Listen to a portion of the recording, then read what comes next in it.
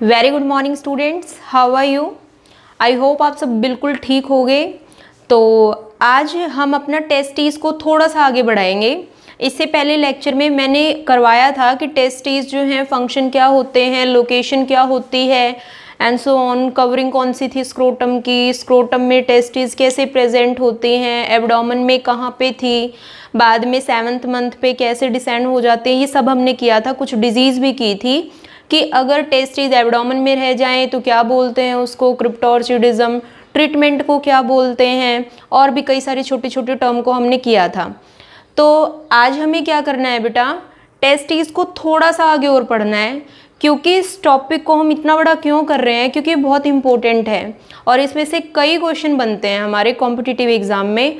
अगर आप कोई भी पहले का क्वेश्चन पेपर उठा के देखोगे, किसी भी कॉम्पिटिटिव एग्जाम का क्वेश्चन पेपर उठा के देखो, तो आपको मेल और फीमेल रिप्रोडक्टिव सिस्टम में से कई सारे क्वेश्चन मिल जाएंगे।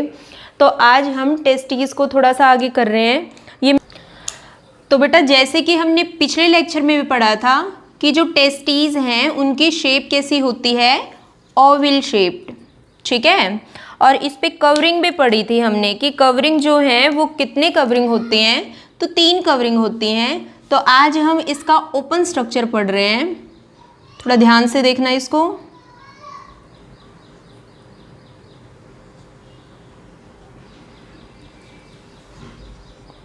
अब देखो टेस्टिस जो हैं उनकी लोकेशन क्या है, वो स्क्रोटम में प्रेजेंट थी। अब देखो स्क्रोटम में प्रेजेंट थी तो कैसे, जैसे मान लिया कोई बैलून है और उसमें थोड़ा सा पानी है बैलून के अंदर, अगर हम अपनी उंगली से बैलून को इस तरह से दबाएंगे तो कितने कवरिंग बनेगी, 2 कवरिंग बनेगी ना इसके ऊपर। अब टेस्टिस भी स्क्रोटम में कुछ ऐसे ही प्रेजेंट होती हैं। तो टेस्टिस के बाउंड्री पे भी क्या होती हैं, 2 लेयर प्रेजेंट होती हैं अलग से। तो उनको बता देती हूँ मैं कौन कौन सी लेयर प्रेजेंट हैं वो।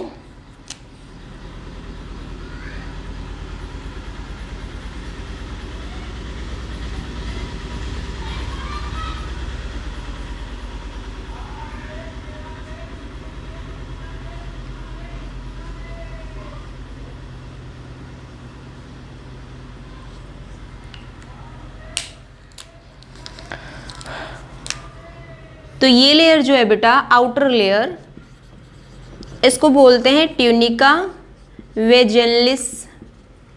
ट्यूनिका वेजनलिस, और ट्यूनिका वेजनलिस में भी 2 थिन लेयर आती हैं। तो 2 लेयर कौन कौन सी हैं ट्यूनिका वेजनलिस के अंदर भी,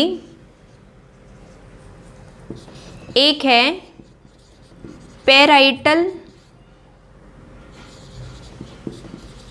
पेरिटोनियम, और सेकेंड थिन लेयर जो है इसमें वो है विसरल पेरिटोनियम। तो 2 लेयर हो गई ये। अब देखो उसके बाद अब क्या है कि ये यहाँ पे मैंने ब्लैक से बना रखी है, बट एक्चुअल में जो ये सेकेंड लेयर है टेस्टिस की वो वाइट कलर की होती है। तो वाइट कलर की सेकेंड लेयर को बोलते हैं ट्यूनिका एल्बुजिनिया, या फिर बोल सकते हो ट्यूनिका एल्बुजिना, ठीक है। अब ये ट्यूनिका एल्बुजिना का कलर कैसा है, वाइट कलर है। अब ध्यान से समझो एक चीज़, जैसे मान लिया ये पूरा रूम है, इसको मैंने एक टेस्टिस माना, पूरा रूम जो है उसको मैंने एक टेस्टिस माना। अब उस टेस्टिस में क्या है, इनर साइड पे ये ट्यूनिका एल्बुजिना वाइट कलर की एक कवरिंग है, पूरे रूम में अंदर क्या है, वाइट कलर की एक कवरिंग है। तो वो कवरिंग क्या है कि ये पूरे रूम को कवर कर रही है और बीच में से क्या हो गई, वो कुछ इस तरह से हो गई, ठीक है। चारों तरफ इस रूम को कवर करके और बीच में से क्या कर दिया, पार्टीशन कर दिया। तो ये जो पूरा रूम है जिसको हमने एक टेस्टी के इक्वल माना है, वो क्या हो गया, 2 पार्ट में डिवाइड हो गया। अब जब 2 पार्ट में डिवाइड हुआ तो वो 2 पार्ट जो हैं वो कैसे बने, अनइक्वल पार्ट, वो इक्वल नहीं थे एक दूसरे के, एक छोटा पार्ट बना एक बड़ा पार्ट बना। तो बेटा आपको क्या याद रखना है कि ट्यूनिका एल्बुजिना जो है वो वाइटेस्ट कलर की है। ये इससे पहले वाले लेक्चर में किया था कि भाई कोलेजन फाइबर होते हैं उसकी वजह से होती है। तो इसने क्या किया, इसने पार्टीशन का काम किया है, टेस्टिस को 2 अनइक्वल पार्ट में डिवाइड कर दिया। अब एक और चीज़ ध्यान से समझो, अब टेस्टिस को 2 पार्ट में डिवाइड कर दिया, जो ये बड़े वाला कंपार्टमेंट है, ये बड़े वाला जो कंपार्टमेंट है इसमें क्या है, कुछ इस तरह से अलग अलग ये क्या है, जैसे सेल्फ होता है ना हमारा, अलग अलग जो बने होते हैं हमारे, उस तरह से अलग अलग कंपार्टमेंट बन गए यहाँ पे। जो बड़े वाला जो ये पार्टीशन हुआ था, इसमें क्या हो गया, अलग अलग कंपार्टमेंट बन गए। ठीक है, अब देखो ये जो लाइन है जिसने पार्टीशन किया है, उस लाइन को क्या बोलते हैं,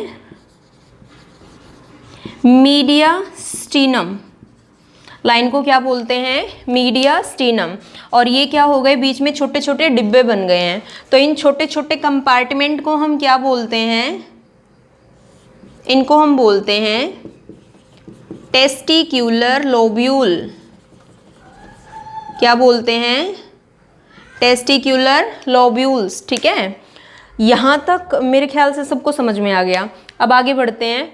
ये तो कंपार्टमेंट का नाम हमने दिया है टेस्टिक्यूलर लोब्यूल, बीच में से डिवीजन हो गई तो नाम दे दिया मीडियास्टिनम। किसने डिवाइड किया है, ट्यूनिका एल्बुजिना, व्हाइट कलर की लेयर है, उसने क्या कर दिया, पार्टीशन कर दिया। पार्टीशन कैसा है, अनइक्वल है, एक तरफ छोटा एक तरफ बड़ा। बड़े वाले में क्या हो गया, अलग अलग कंपार्टमेंट बन गए। कंपार्टमेंट को नाम क्या दे दिया हमने, टेस्टिक्यूलर लोब्यूल्स।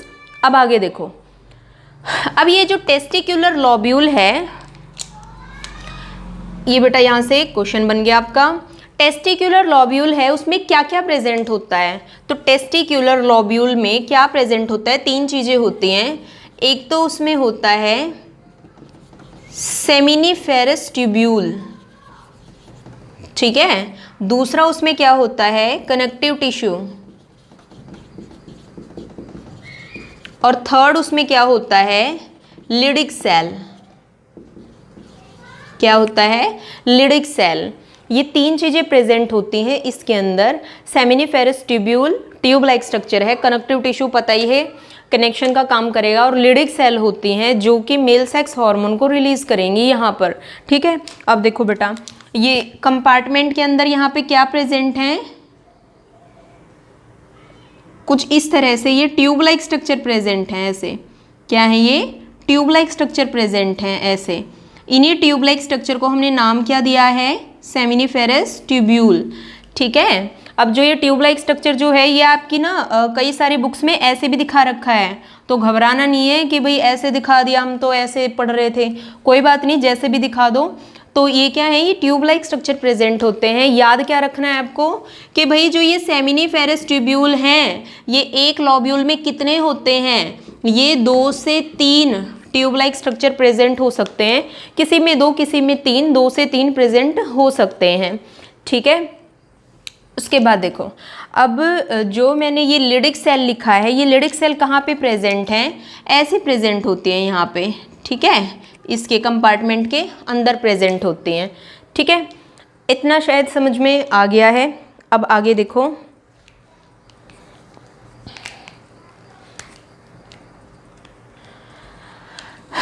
अब हमने क्या किया, इस एक कंपार्टमेंट को बाहर निकाल लिया।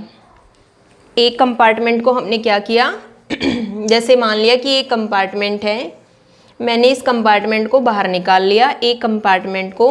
उस कंपार्टमेंट में ये क्या प्रेजेंट है, एक यहाँ पे ये सेमिनिफेरस ट्यूब्यूल प्रेजेंट है, यहाँ पे सेमिनिफेरस ट्यूब्यूल। अब देखो, एक साइड से तो हमें ये क्लोज लग रहा है और एक साइड से हमें ये ओपन लग रहा है, इसलिए हम इसको क्या बोल देते हैं, ब्लाइंड ट्यूब। क्या बोल देते हैं इसको, ब्लाइंड ट्यूब। ठीक है, इतनी बात समझ में आई है शायद। अब ये बाहर मैंने क्या दिखाया था कि भाई कौन सी सेल प्रेजेंट हैं, लिडिक सेल। ये कौन सी सेल है, लिडिक सेल।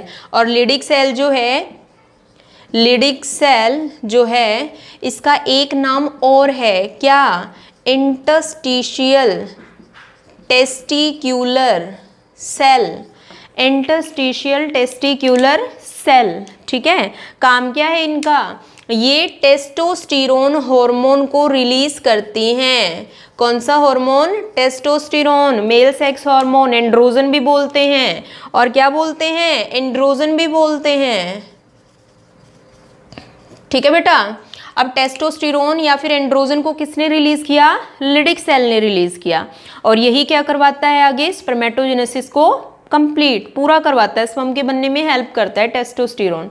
अब देखो यहाँ पे, ये ट्यूब की बात हमने कर ली, बाहर क्या है, ये सेल हैं। अब और थोड़ा सा डीप करते हैं। अब हमने इस ट्यूब को भी बाहर निकाल लिया। है ना।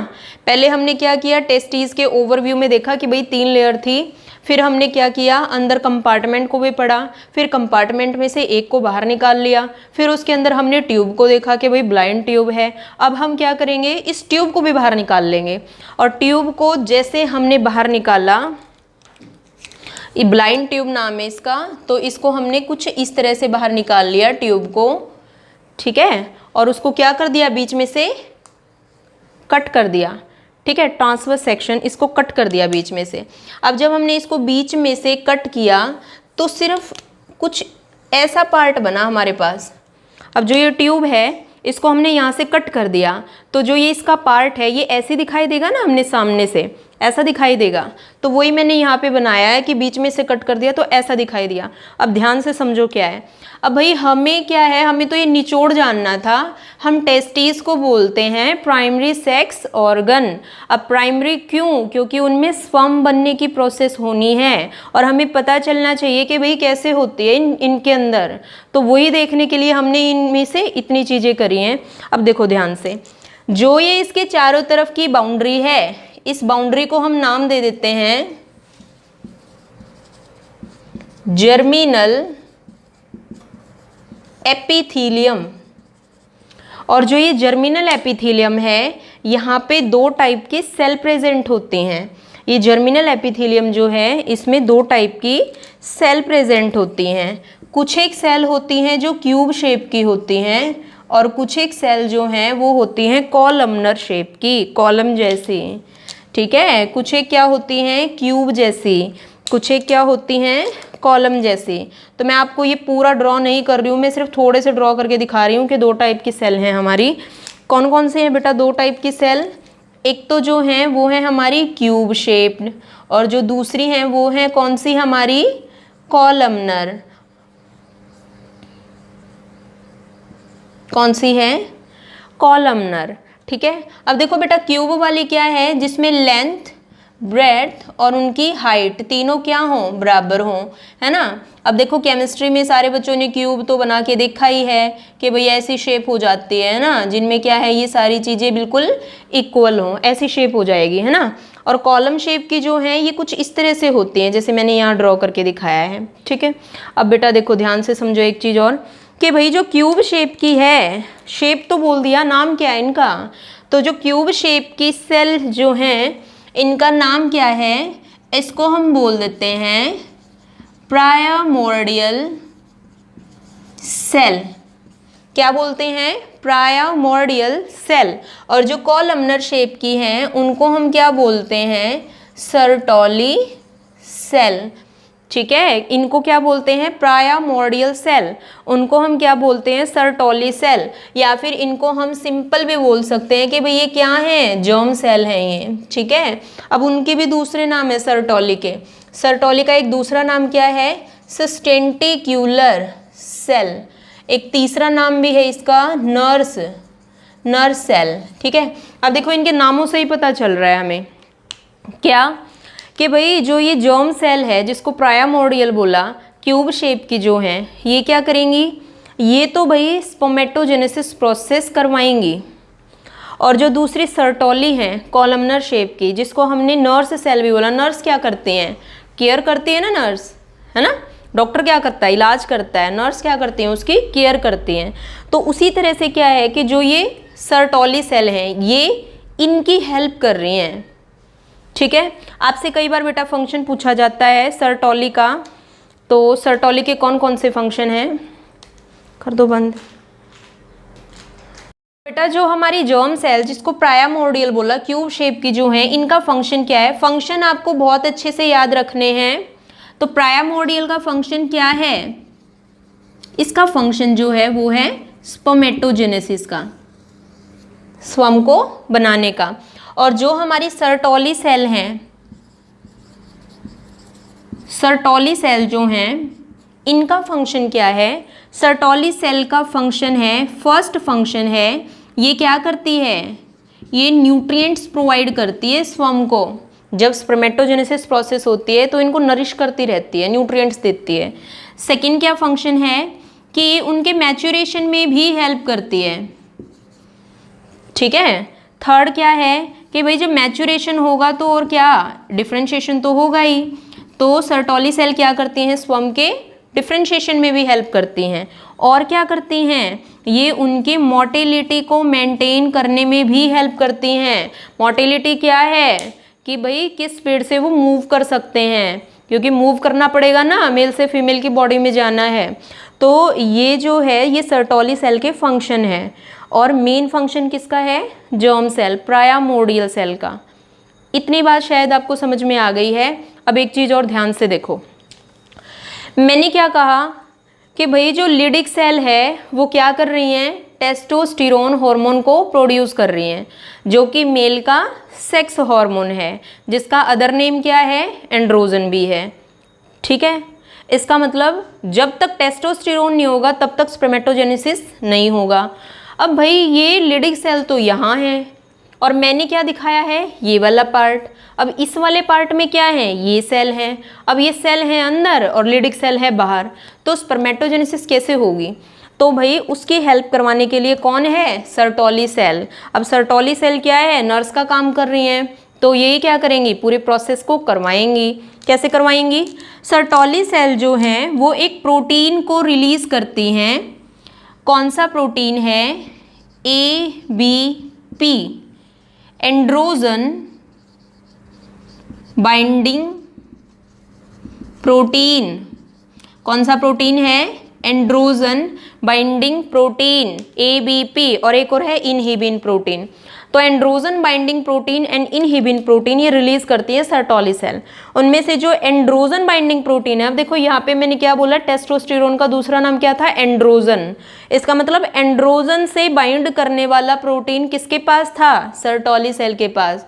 अब जब इसके पास प्रोटीन था तो प्रोटीन के साथ तो आसानी से हार्मोन क्या करेगा, बाइंड हो जाएगा।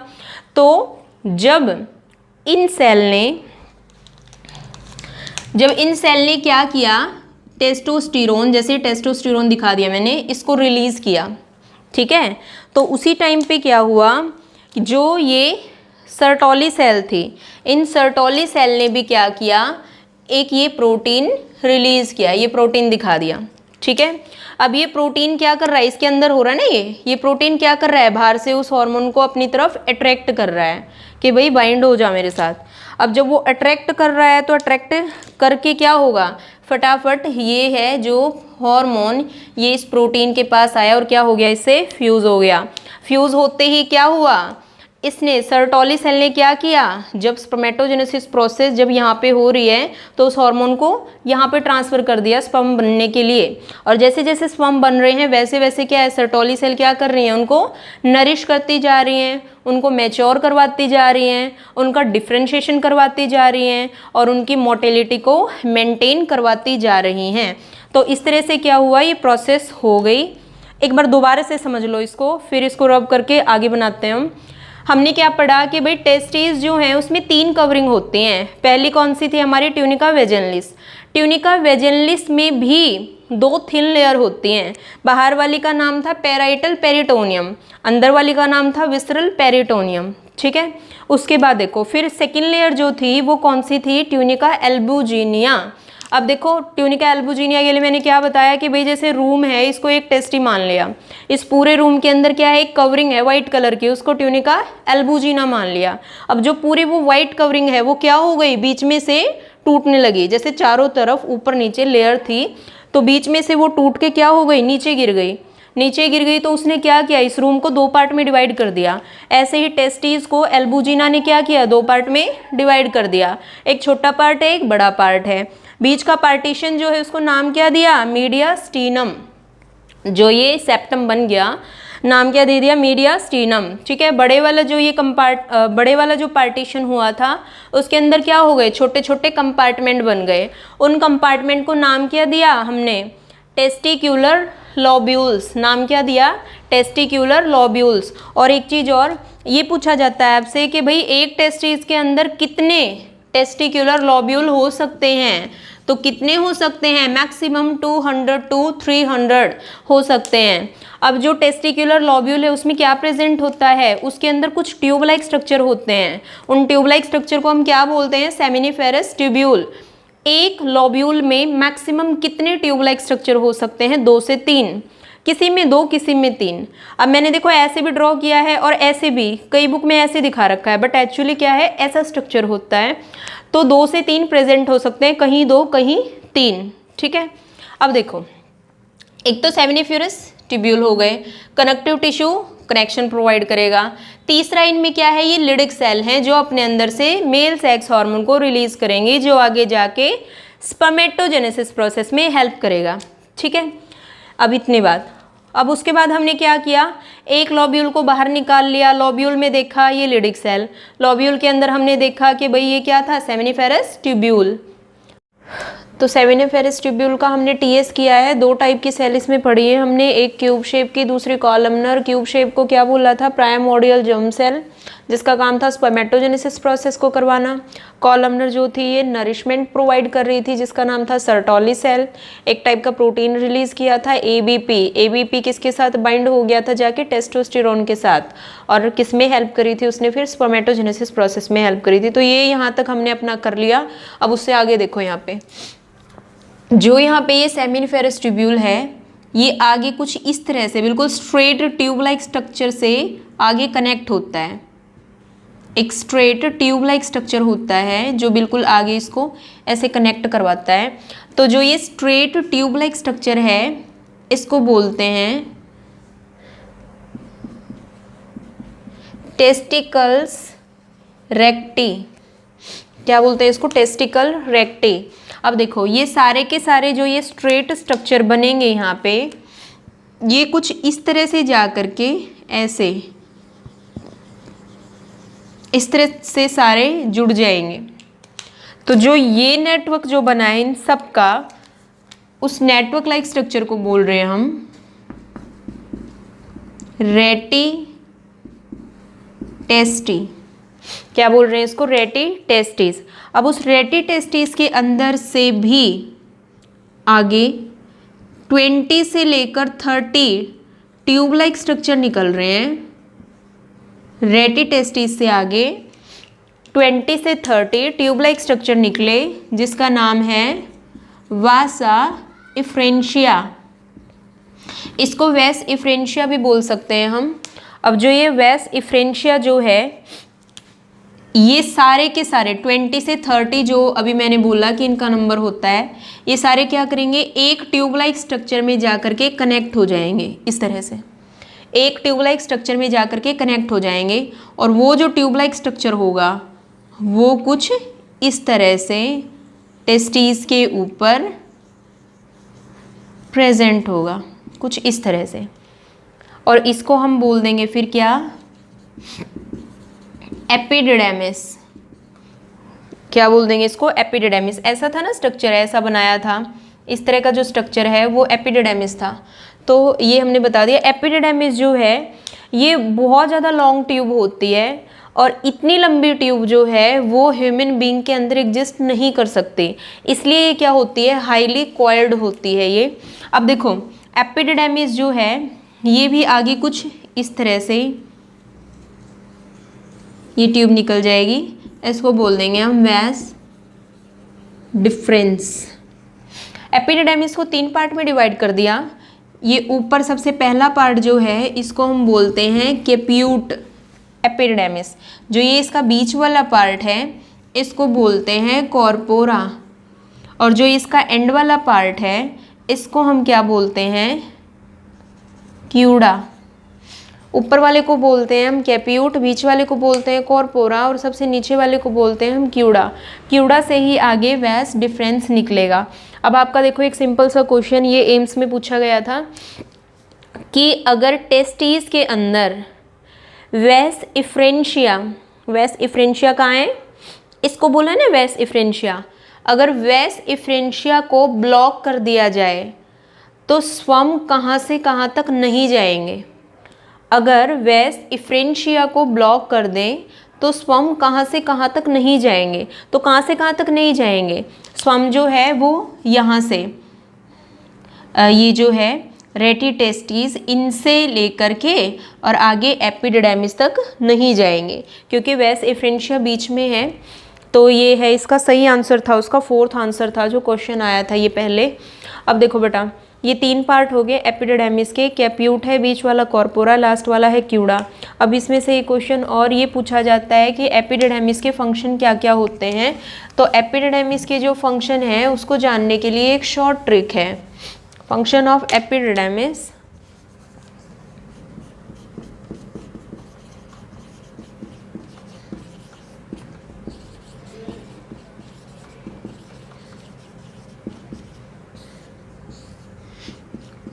तो एपिडिडर्मिस के फंक्शन को याद करने के लिए आपको याद रखना है एमएमएस। अब एमएमएस क्या है? एम है मैच्योरेशन, ये वाला एम है मोटिलिटी, और एस है स्टोरेज। देखो एपिडिडर्मिस जो है ये क्या करती है? मैच्योरेशन, स्पर्म जो है उनको मैच्योर करवाती है। क्यों? क्योंकि इसके पास क्या होता है? ग्लाइकोप्रोटीन होता है। तो जब स्पर्म सेमिनिफेरस ट्यूब्यूल से आगे यहाँ पर आएंगे, यहाँ से यहाँ, यहाँ से फिर यहाँ पहुँचेंगे, तो ये क्या करता है? ये उनको ग्लाइकोप्रोटीन की हेल्प से मैच्योर करने में हेल्प करवाता है, मोटिलिटी को मेंटेन करता है, उनको हाईली मोटाइल बनाता है। थर्ड स्टोरेज, स्टोरेज में क्या करता है? जो एपिडिडर्मिस है वो कुछ घंटे से लेकर के कुछ दिन तक स्पर्म को अपने अंदर स्टोर करके रख सकता है। जिस टाइम पर इजेक्यूलेशन होना होता है, इंटरकोर्स की प्रोसेस होती है, तब ये क्या करता है? जो स्टोरेज इसके अंदर थी उसको रिलीज करवा देता है। बट कई बार क्या होता है कि अगर मेल में सेक्रेशन ना हो तो जो स्पर्म इसके अंदर इकट्ठा हुए हैं वो बॉडी में ही यूटिलाइज हो जाते हैं। तो मतलब मेल के अंदर उस टाइम पर एनर्जी का लॉस फिर नहीं होता है। एपिडिडर्मिस क्या कर देता है? उसको खुद ही अपने अंदर ही यूटिलाइज कर लेता है। तो ये है बेटा फंक्शन। तो ये था हमारा आज का टॉपिक। इसे नेक्स्ट जो है वो हम अपने अगले टॉपिक में करेंगे। तब तक आप इसको पढ़िए। अगर इसमें से कोई भी डाउट आए तो आप मैसेज कर सकते हैं मेरे को या फिर कॉल भी कर सकते हैं। So thanks.